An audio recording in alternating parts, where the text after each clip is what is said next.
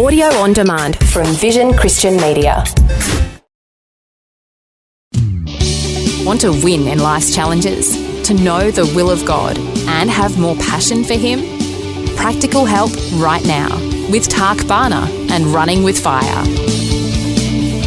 Well, we're looking this week at the doctrine of blameology. It started in the Garden of Eden when Adam blamed Eve, Eve blamed the serpent, and the serpent didn't have a leg to stand on. So we know it's inherent in our nature. But what we've been saying is that if we don't take responsibility for our actions, we just blame others, we're never going to be able to look at ourselves and we're never going to move forward. So what happens is we get stuck. For example, you get a person that father, say, always blames their anger on the annoying kids or the terrible people around them. That way they don't even have to look at themselves and deal with their anger problem. But if we want to make progress, we do have to own our behavior. No matter how much fault we find with someone else, it will not change us. All it does is keep the focus off ourselves. And, sometimes I say to people, are you struggling? They say, yeah, I'm struggling. I say, go look in the mirror. Because usually we contribute a lot to our struggles. And the beauty of looking at yourself is it's something you can control. You're in charge, and that brings a lot of peace. If you're always blaming someone else, there's nothing you can do about that person. And when you don't have control, it's a very frustrating place to be. So when you own it, you're going to be a whole lot better off. In the Christian life, our goal is, in some ways, it's not to deny what's wrong with us.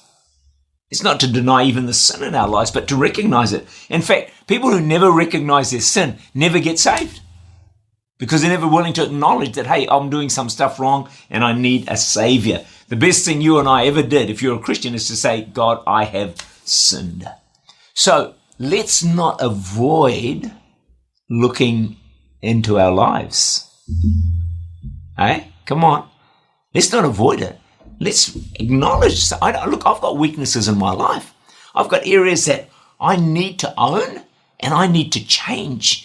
And that's a good thing. It's a way you move forward. It's not a condemning thing. Hey, you don't have to hide anything from God. He knows everything anyway. In fact, most people around you know as well. They can see your faults. We try and cover it all up. And people are thinking, oh, come on, get off the grass, man. We can see you got a jealousy problem. We can see your insecurity. We can see your anger. We can see your negative. Come on, let's stop hiding. Isn't that what Adam did right at the beginning? Just went and hid. And we try and hide. But the fact is God can see everything anyway. And the people around us, unfortunately, can see a lot of it as well. One writer said, put it this way, we hide and hurl. Wow. We hide. We've got something wrong. We're not happy with something. We go and hide and then we throw stones. Blame someone else. They did it and she did it and he did it and whoever. So we hide and hurl. So when Adam sinned and could no longer hide, he hurled and he threw blame at Eve, who threw the blame onto the serpent. You would have heard the story about the devil outside a church. He's crying his eyes out. He asked, what's the matter with you? He said, these people in that church, they blame me for everything. Isn't that true? The devil made me do it. So often it's nothing to do with the devil. Sometimes our own flesh nature that made us do it. Now, sure, there's a devil and he will tempt us, but let's not blame him. It can be really hard, I don't know what you're like, to admit that we are at fault, that we have a problem.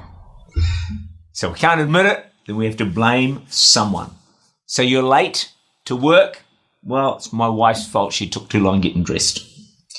Or we have a bad mood, well, it's my co-workers, it's my boss, it's my wife, it's my kids, that's why I'm in a bad mood. Let's try and own some of these things ourselves. I want to finish with this point. Some people say that a certain event wrecked their life. And I want to say this with kindness and compassion. The fact is, actually, it didn't. It was the response to what happened that actually can wreck our lives. So often, you get two people face the same negative event in their lives. One moves forward and becomes a better person. The other goes backwards and ends up bitter and twisted. It all comes down to our response to the things that happen in our lives. Tak Bhana is the Senior Pastor of Church Unlimited in Auckland, New Zealand. For more information, to make contact or to listen again, look for Running with Fire at our website, vision.org.au.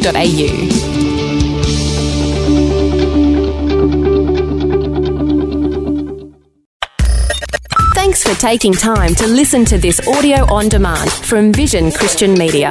To find out more about us, go to vision.org.au.